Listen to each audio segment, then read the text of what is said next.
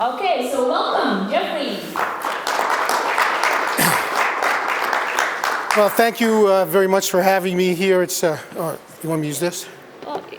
What do you want me to use? Okay. Yeah. Mm-hmm.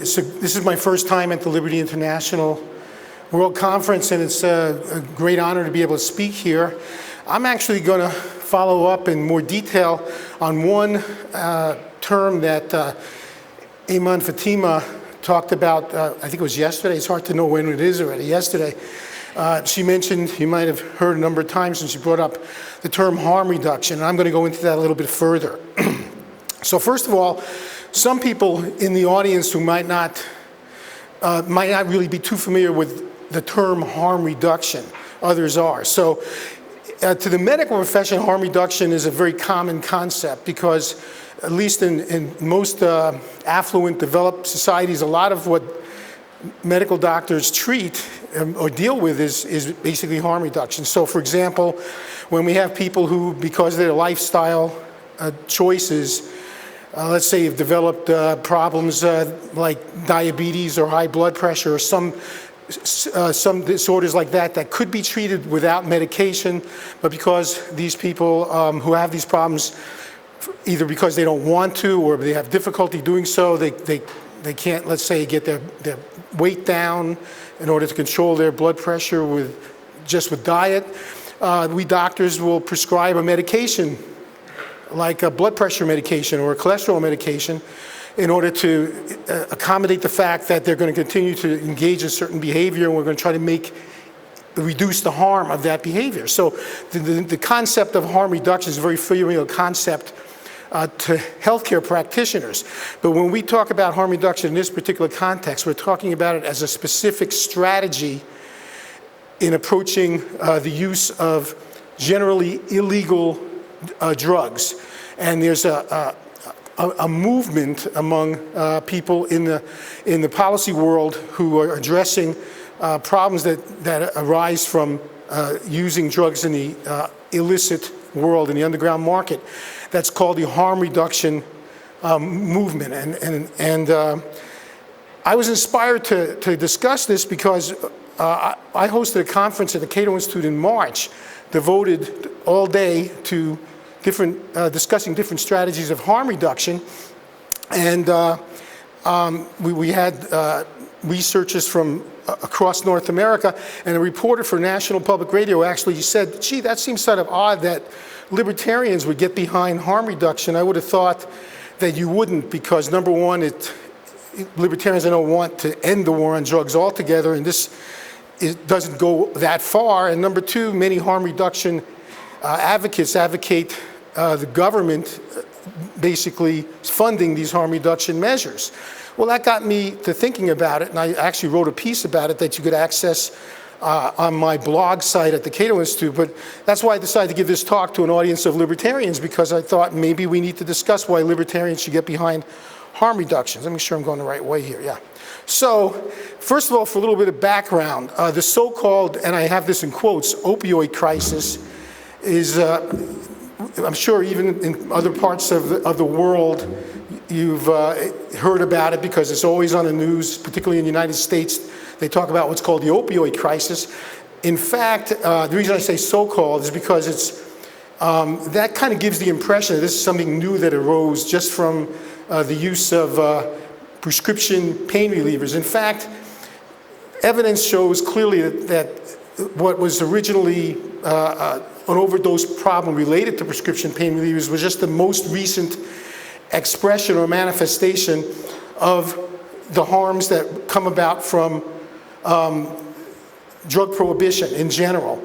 And in fact, there's a very interesting study that just came out less than a year ago from the University of Pittsburgh, where they were able to go, now this is of course the US numbers, they're able to go into data from the Centers for Disease Control and Prevention all the way back to the 1970s. It was very difficult because to gather that information, but they were able to demonstrate that in the United States, the overdose rate has been on a steady exponential increase, unrelenting, since the 1970s, and shows no signs of letting up at all. The only thing that's changed over the decades is which particular drugs come in and out of vogue. So that, for example, in the late 1970s, early 1980s, the most overdoses were related to heroin, as a lot of soldiers from the US were coming back from Vietnam with a heroin habit.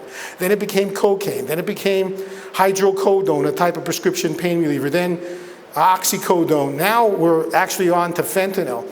In the meantime, there's other drugs that aren't even narcotics. For example, cocaine had a big surge in the 80s and early 90s, and now it's surging again. Methamphetamine, after a surge in the early 2000s, is now back up again. In fact, this is the latest chart from the Centers for Disease Control and Prevention. And the blue line represents overdose deaths related to basically fentanyl and its analogs like carfentanil, which almost exclusively is manufactured in clandestine laboratories, often in Asia, and then ordered through the dark web and shipped in oftentimes through the US mail, and then used people here I'm sure are very aware of the iron law of prohibition, which is prohibition tends to incentivize the development of more potent compounds so that they could be smuggled in smaller amounts and subdivided into more components. So fentanyl now has replaced prescription opioids as the #1 cause of overdose deaths in the US. In fact, according to the latest numbers, 75% of overdose deaths related to opioids were due to either heroin or fentanyl. The reason I put opioids in quotes is because heroin and fentanyl are opioids, but the general public, when they hear opioids, they think of prescription pain relievers. Actually, they've been leveling off, and if you just, and overwhelming majority of all overdose deaths involve multiple drugs in the system at the same time, including alcohol and heroin. Now, that's just for background. Also, not only are we seeing this gradual trend over the last several decades of more and more people seeming to use illicit drugs, either recreationally or maybe even self-medicating, but we're seeing people nowadays taking risks that earlier generations wouldn't take. So a recent study from a very good investigator at the Washington University in St. Louis found that in 2015, roughly a third of heroin addicts entering rehab said they began their use of medication with drugs with heroin. That was their gateway drug, when only about less than 9% said that 10 years earlier. So we're seeing, no matter what kind of interventions the government makes, it doesn't seem to be stopping this unrelenting increase in overdose deaths. Wrong way. Okay. So, this is a study that I published with two colleagues in February in the Journal of Pain Research, which is a peer-reviewed journal. Again, this is to dispel the notion that people in the policy world seem to not be able to rid themselves of, that this whole problem that exists is really just due to doctors over-prescribing prescription pain relievers and getting innocent people hooked on drugs. In fact, according to the government's own data, between 2002 and 2014, past months non-medical use of, non-medical meaning obviously not under a doctor's supervision, of prescription pain relievers by adults showed no change, and past year diagnosed with prescription pain reliever use disorder by adults showed no change. During that same time period, the number of prescriptions written per 100,000 doubled. So there's no correlation whatsoever between doctors writing prescriptions and people dying from, and people becoming addicted or abusing opioids. Meanwhile, since 2008, there's been a dramatic decrease because of the government pressuring doctors into decreasing their writing of prescriptions for opioids, and the overdose rate continues to go up. The only thing that's changed is the makeup of those overdoses. So basically what's been happening is our government policy has been making patients who need pain medicine not be able to get access to it, and non-medical users are just being driven over to the more dangerous fentanyl and heroin. So, obviously, this is a manifestation of drug prohibition. Drug prohibition is what's causing the great majority of deaths, because when you are using a prohibited substance on the black market, it's much more dangerous than when it's legal. So you don't know exactly what the dose is of what you're getting, whether it's pure, whether it's laced. You're oftentimes having to use things like dirty needles where you spread disease.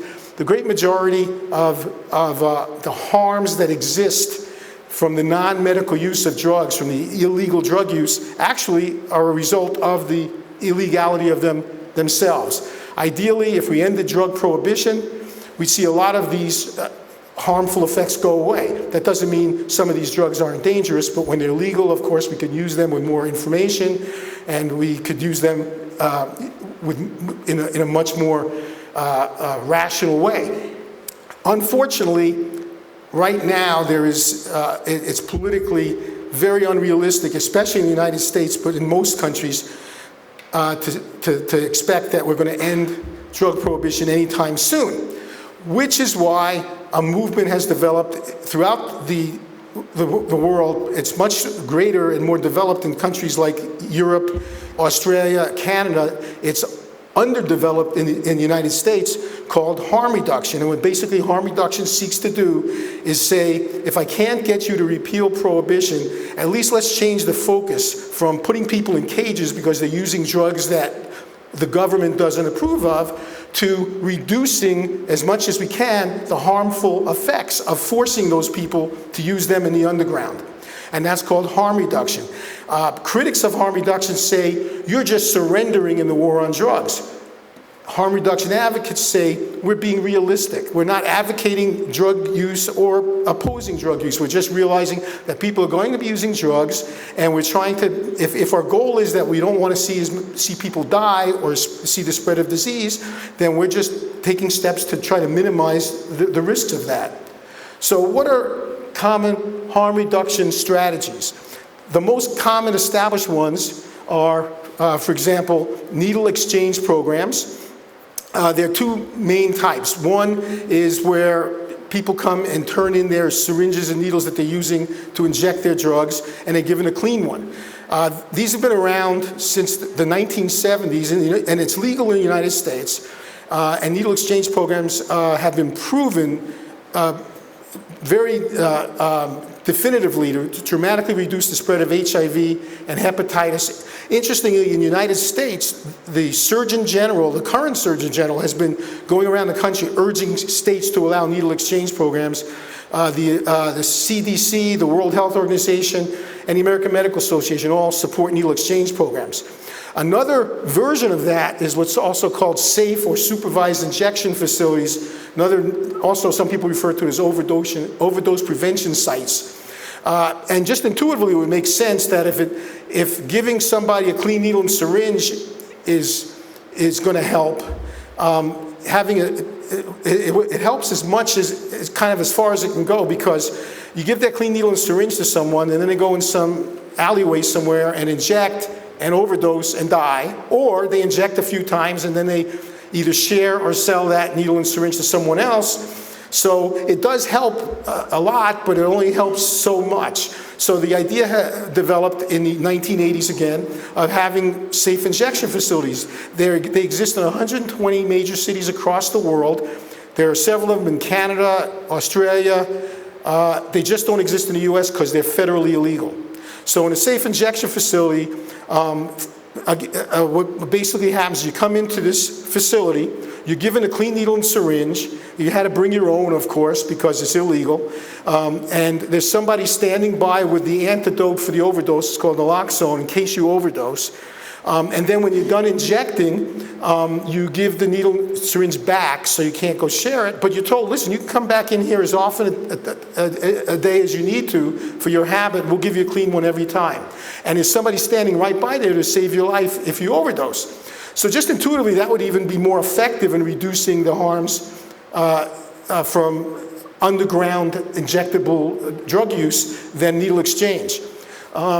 Then other well-known interventions are medication, what's called medication-assisted treatment, which is using a drug to prevent you from going into withdrawal so that you could either be clear-headed and go to your job or whatever, and being focused because you're not under the influence and you're not worried about withdrawal. It could also be used as a means of getting you, if you're interested, getting you off of your addiction by gradually tapering you off this substitute while working on the attendant psychological problems that almost every person with an addictive behavior disorder has to have worked on.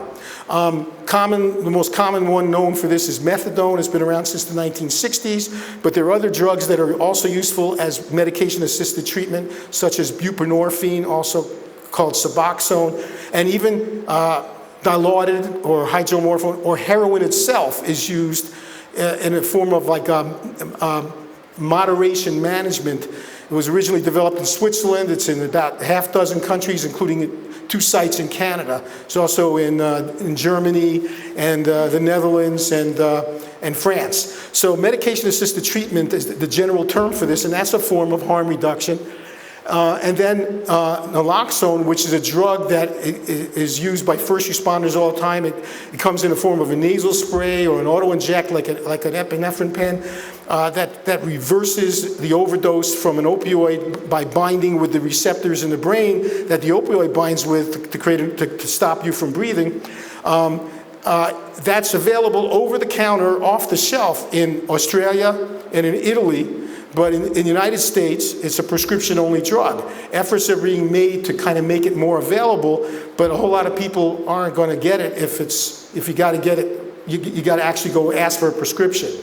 And then lastly is decriminalizing cannabis. There's been a lot of evidence to suggest that not only is cannabis effective in treating pain and therefore reducing one's requirements for narcotics like opioids to treat pain, but it's actually, there's a lot of evidence to suggest it might be useful in withdrawal management and as a possible adjunct in medication-assisted treatment because it binds with a lot of the same receptors that opioids binds with. So these are well-known strategies for what's called harm reduction. Now, the question asked of me is, well, why would a libertarian get behind this? Because government funds the needle these harm reduction programs. Well, they don't have to be. For example, the safe injection sites, they could be completely privately funded by charities. Now, unfortunately, in the United States, there's a law that was passed in the 1980s called the Crack House Statute that says it is federally against the law for a person to be allowed to use a federally banned substance on your premises, or you know that they're using it. So there are several groups across the United States in several major cities who've been seeing the success of safe injection facilities, and they're trying to set them up in their own cities. In fact, very famously, the city of Philadelphia, the 5th largest city in the United States, the city council gave permission to a non-profit group completely privately funded with a facility donated by a developer whose son had died from a heroin overdose to set up a safe injection facility. The US government intervened and said, if you do this, we're going to shut you down and we're going to arrest you. So first of all, there are many groups that would be happy without any taxpayer assistance to set up these safe injection facilities, but what's standing in the way are US government laws. Needle exchange programs. The US government actually allows localities to have needle exchange programs, but about half of the states have laws that prohibit them because they're considered paraphernalia. If you give out a needle or syringe to someone, that's considered distributing drug paraphernalia, and it's against the law.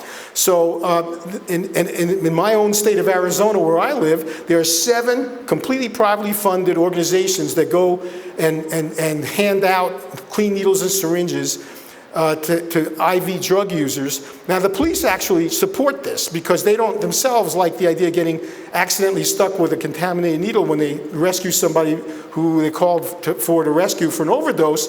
So when they see these needle exchange people show up in a van in a neighborhood that is known to have a lot of IV drug users, and they're distributing clean needles in exchange for dirty ones, they tend to look the other way.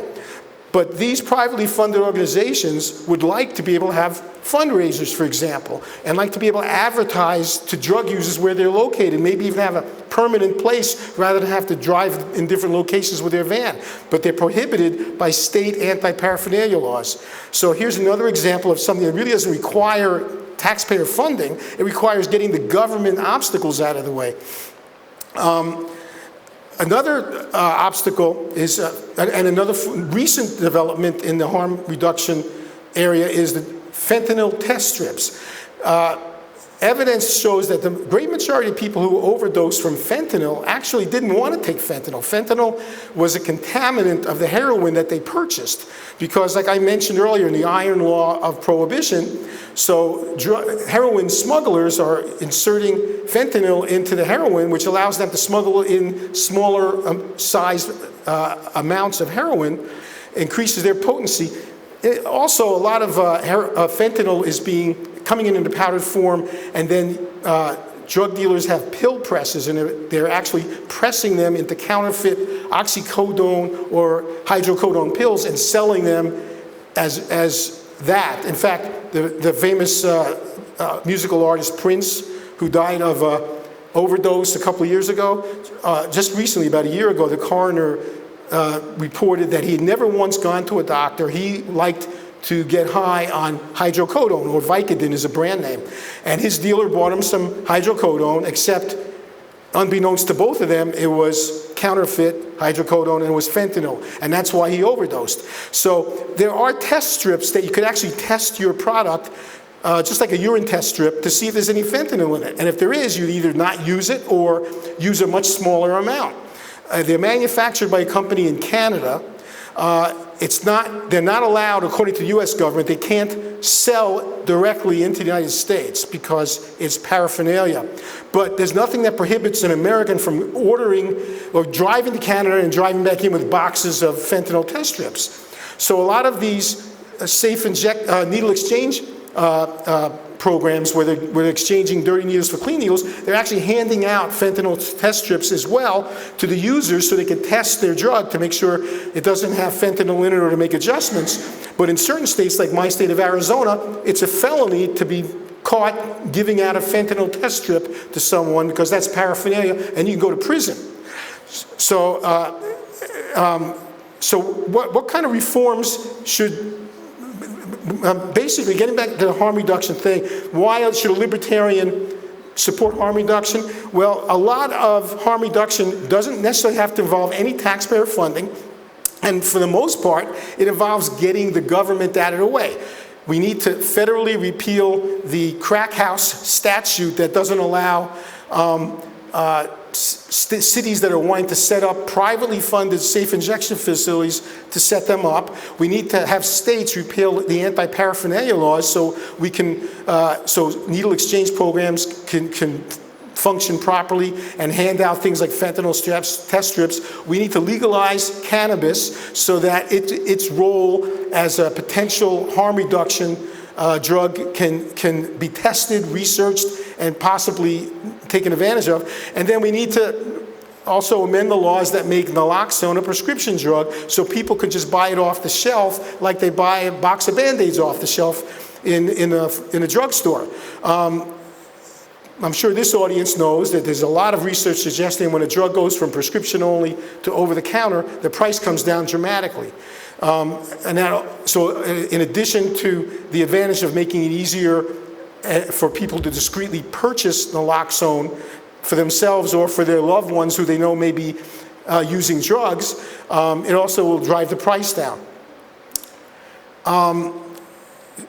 Another argument that for libertarians supporting harm reduction is that it's a cost-saving measure. Obviously, if we reduce cases of HIV, hepatitis, and other communicable diseases, we reduce costs to the healthcare system, and for the most part, a lot of people who come in with HIV or hepatitis due to drug use tend to be on the government-funded health system. In the United States, that's called Medicaid, indigent care system. That's taxpayer-funded. And also by having test strips and naloxone, et cetera, we reduce the incidences of emergency calls to paramedics, first responders, which costs taxpayers money to support that. We also are going to reduce incarceration rates, again, because we're not arresting people for things like paraphernalia, which saves taxpayers money. Now, this harm reduction concept is very well established in most of the developed world except the US. This is recent data on the drug overdose rates in the US compared to other countries. A lot of people don't realize, well, this is an international group, but a lot of people in the US don't realize that there's a drug overdose problem outside of the US as well. Canada has a big drug overdose problem, Australia, Europe does as well. But in most of the other countries, they are much more discreet in using law enforcement. They have a tendency to not put as much an emphasis on putting people in cages when they catch them using drugs. They're much more selective, and they are much more liberal in the application of harm reduction strategies. And we can see the difference in the overdose rate. This is per million population. So in the US, the most recent data we have, 185 overdoses per million population. The lowest in the world is Portugal. Portugal totally decriminalized all drugs in the year 2001. And they decided that they're going to allow for much more harm reduction in their country. And it's really interesting to see that the country that has the least tolerance for illicit drug use and that is least receptive to the idea of harm reduction also has the highest overdose problem. I can tell you from personal experience, I've testified before legislative committees in support of things like needle exchange programs and safe injection facilities. And the pushback we get from legislators, I've personally heard this phrase: well, I understand all the public health aspects, that you'll see less people dying, you'll see less disease getting spread, but you're still enabling people who want to use these drugs. That's what we're up against in the US. And I actually kind of lost my temper at one point in one of these testimonies. I felt myself getting red in the face, and I'm originally from New York, so I have a kind of a tendency to want to get sarcastic. And I said, well, it all depends on what your goal is. If you're upset about the drug problem because too many people are dying, then this is a good idea. If you're upset because people are engaging in a behavior you personally don't approve of, then keep on doing what you're doing, and next week you can complain about the overdose rate again. So I think this graph is very telling. Now, many people who are against the drug war, this is one of the areas where there's sort of a kind of a crossover appeal. There are many people on the left, many people who are self-described progressives, who, at least when it comes to the war on drugs, do see the detrimental effects of prohibition. So, you know, there are sort of alliances that form. When I had this conference in March at the Cato Institute, this all-day conference on harm reduction, the majority of the people in the audience attending were actually self-identified members of the left, and a number of left-wing legislators sent their staffers to the meeting to attend and take notes. So this is one of those kind of areas where there's a crossover appeal. And many of the people who agree with people like me when it comes to the drug war or to invoking harm reduction measures, they would advocate having, you know, the government spend more money on setting up methadone treatment centers, maybe government-funded needle exchange programs, government-funded safe injection facilities, which does take place in some of the countries in Western Europe. Obviously, as a libertarian, that's not what I prefer. I prefer, obviously, focusing on getting the government out of the way and letting private actors do this. Generally, however, at the end of the day, when asked, well, how could you support harm reduction? Even if I don't get my way completely, and there is government funding to a certain degree, it's still better than we have now. We're putting fewer people in cages, we're seeing less people die or get disease that wouldn't have to were it not for prohibition. So, you know, sometimes you take your victories where you can. In addition, it can change the whole narrative. Back in the early 1990s, when the medical marijuana movement began in the U.S., I was supportive of that, and I remember there was a debate taking place among libertarians, saying, well, if you advocate for medicinal marijuana, you're just replacing, the government with a doctor. You still have to get a permission slip from a doctor to use marijuana. That's not freedom. And of course, there was an argument about that, and my argument was, well, at least it's better than the status quo. It's a step in the right direction. What we found is that as more and more people began to see that people had legal medical marijuana cards and they weren't fitting this stereotype that was created for them where, they become, it's a gateway drug and they become drug crazed. But instead, they notice that people at work, that people in their family, they're using marijuana and they seem to be just fine. The movement began for decriminalization of marijuana, and it's spreading across the U.S. Now the U.S. is bordered by Canada and Mexico, both of which Canada legalized marijuana for recreational use last year, and Mexico is about to do the same. And in 33 states in the United States now have either legalized marijuana for medicinal use or for recreational use. And there's a big bipartisan movement afoot in the U.S. Congress to completely decriminalize marijuana, and President Trump actually said he would sign such a piece of legislation.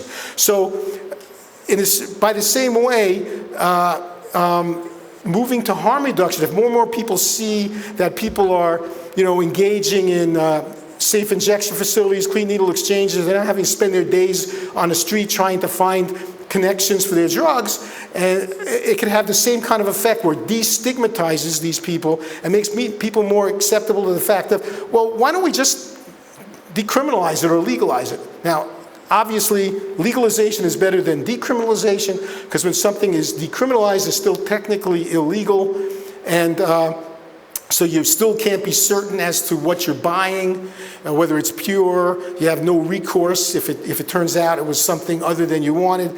But politically speaking, decriminalization is certainly easier to pull off.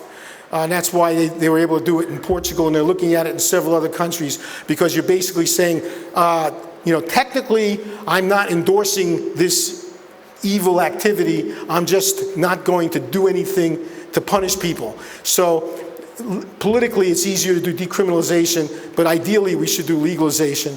On the other hand, every step in the direction of freedom is an improvement. The ultimate harm reduction, of course, is, we all know what that is. It's to end the war on drugs. And that's it. I'll take any questions if there's time.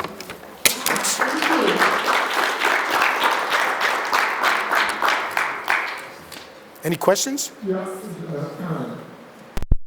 Good evening. Yeah. Can you please be so kind to tell us if there is any case, any evidence that people in the United States of America are dying because for patients the quantity of drugs, the doses, is calculated wrongly by medical staff? I'm sorry, I didn't hear part of what you said about the doses. People receive certain doses of the medicine they have to take daily. Is there any indication that medical staff sometimes wrongly calculate? No, there is no. We're talking about people who are overdosed. These are people on the street.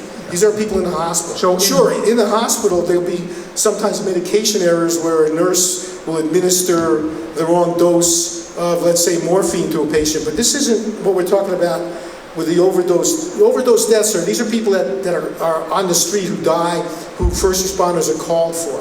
And these are people who are using drugs on their own. And in fact, our pharmacist here will attest to this, the actual overdose potential of prescription opioids is extremely low. Depending on whose data you read, there's anywhere from a 0.01% overdose rate to a 0.04% overdose rate.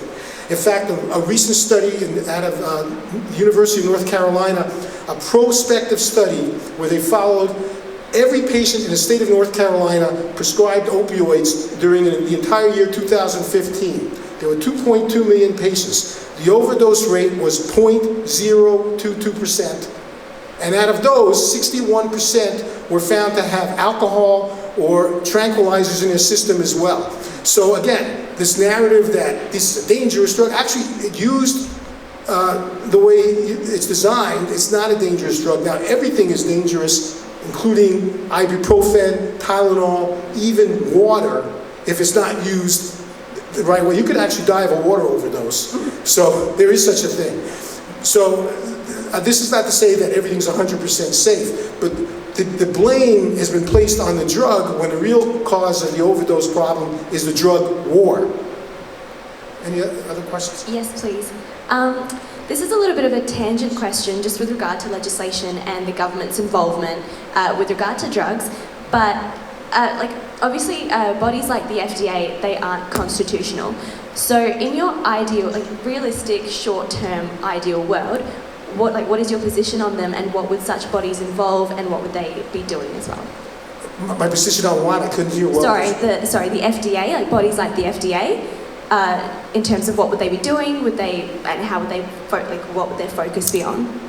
Well, I mean, that's a real complicated question about the FDA. The FDA is doing a lot of things about a lot of drugs that it shouldn't be doing. It's been in the way of a lot of innovation. It's responsible for a lot of the high prices of drugs, and a lot of people not getting access to drugs. But as far as the naloxone is concerned, what's really interesting is now the FDA in the United States determines whether a drug is over-the-counter or prescription only. That's according to the law in the U.S., it's up to the FDA. The FDA actually 2 years ago issued a memorandum where they said, you know, we've been noticing that naloxone is a very safe drug. It's impossible to overdose on it. And it's designed to be used by non-professionals. That's why first responders and other lay people use it.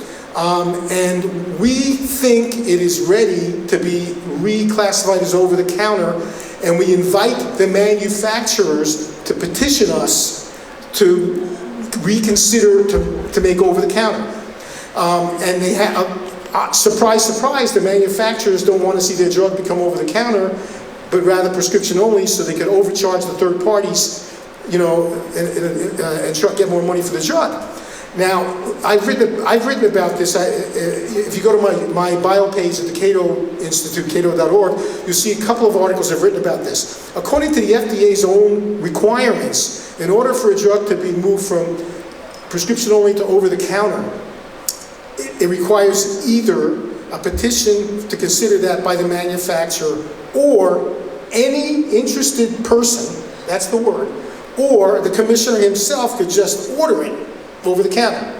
Now, since there were no takers, this past December, the FDA, and they had a press release about it, said, again, we're asking the manufacturers to petition us. So what we've done for you is we've actually done something that's unprecedented. We've filled out the petition form for you, and since in order to be approved for over-the-counter, we would have to approve your labeling on it. We've even designed the label, which we went to the expense of doing that.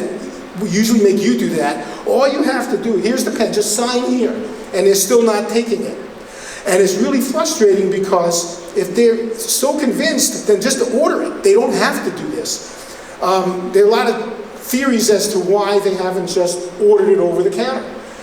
And one is a public choice kind of argument, which is, you know, there's regulatory capture of the FDA by a lot of the big pharmaceutical companies, and they kind of have a nice working relationship, and if the pharmaceutical companies don't want to do it, they don't want to push them. The last time the Food and Drug Administration unilaterally ordered something over the counter without waiting for the manufacturers to ask them was in the 1990s, when they moved a large number of cold remedies like Claritin and others from prescription only to over-the-counter. They decided to do that. And by the way, the prices of those products dropped precipitously afterwards. But that's the last time they've done it. So it's been about over 20 years since they exercised the legal authority they have. It's very frustrating. Thank you for your really, really good presentation. Jeff, I want to share one comment. Maybe it's not too much a question. Well, as much as I agree with you that harm reduction is a step towards a right direction, and moreover, I do agree that it should be done with private money, not with public money. I observed also some side effects of some experiments in that side. It doesn't mean that I'm against, I'm still for, but I recently watched a documentary movie about San Francisco and problems that San Francisco faces. And obviously, first of all, they do pay for everything using taxpayers' dollars. That's wrong. Secondly, what they do regarding harm reduction, it's probably not practiced in most cities in the US. So if you do something like that in one city and there's a huge, big radius where they don't do things like that, then you get the side effect in the sense of your city is attracting well, what are you talking about in San Francisco? They're not arresting people as much, you mean? Meaning, no. In San Francisco, they attract drug addicts, people with big problem from large part of the US. So they travel to San Francisco to practice this because they have these services offered. And still, I am not against it. I believe there should be these harm reduction things. But first, if you do it using public money. Second, if other cities don't do it and you are kind of like an island where that practice it, you may face situation that a lot of people with big problems will come to your city. Maybe that's the cost that should be paid. But well, actually, I got to correct you on that because San Francisco has been wanting, even before Philadelphia, has been wanting to set up a safe injection facility. And for the same reasons, the federal government won't let them. So that the reason why you're seeing, we've watched news reports in the United States of needles on the streets and people living in the street and injecting in front of people. That's because they don't have safe injection facilities there. Now, an excellent comparison is Vancouver, British Columbia, where they have multiple safe injection facilities. The oldest one is called Insight. It was established in the year 2003. The coordinator of that program spoke at my conference at the Cato Institute. What they found there is it actually brings people off the street. It's a safe place. First of all, these users are oftentimes, these people have very low self-esteem. They're mostly living on the street. They're oftentimes victims of assault themselves. They go into this place that's warm. In Vancouver, they have sometimes nasty winters. And they're told, you can stay here as long as you have to. They even have a room for them, they call it a chill-out room, for them just to kind of hang out. And the people who work there actually engage them in conversations. They're very non-judgmental. So Darwin Fisher, the director, talked about how hockey, of course, is a big sport in Canada, and they'll start talking to some of these guys who've just finished injecting. So what'd you think about that hockey match last night? Did you expect, like in the conversation? And a lot of those people, this is the first time anybody ever wanted to talk to them in years, and even wanted to know their opinion about anything. They start to feel like it's a safe place, like they're friends there. And what ends up happening next is they have a very significant rate of these people entering rehab, because now they have a friend who says, you know, I can get you some help. Would you like to, I can get you into a program where we can treat your addiction. And they're much more receptive to that. So another added benefit, in addition to getting these people off the street and out of sight of, you know, families, is and reducing overdose rates, they're actually also getting a lot of these people into rehab, because a lot of it involves, you know, human contact and relationships. These people are not just simply having a drug problem. They have over 60% of drug addicts have other psychiatric comorbidities, and many of them have had a lot of traumas in their early childhood that helped contribute to their drug problem. Maybe this movie was inaccurate, I didn't check it. It was in general about problems in San Francisco. People coming, living on street, living poor, doing strange things, but maybe they were inaccurate about this particular issue. Well, the police in San Francisco are much more liberal in terms of they won't arrest people as much. So maybe a lot of drug users feel, if you go to San Francisco, they won't bother you. So it may be attracting people in that way. But San Francisco is being deprived of the opportunities, just like every other city in the United States. There are San Francisco, Boston, Seattle, New York, and Philadelphia all are trying to set up safe injection facilities and have all been told by this Department of Justice, U.S. Department of Justice, if you do this, you're going to jail. I think my time is up. Yeah. Yes. Thank you. Oh, one more? Yeah. Have you looked into ayahuasca as a possible way to wean people off of drugs? I know they're finding a lot of success with that in Brazil right now. No, I have not, and I'm not familiar with anything on that. Okay. Thank you. Thank you.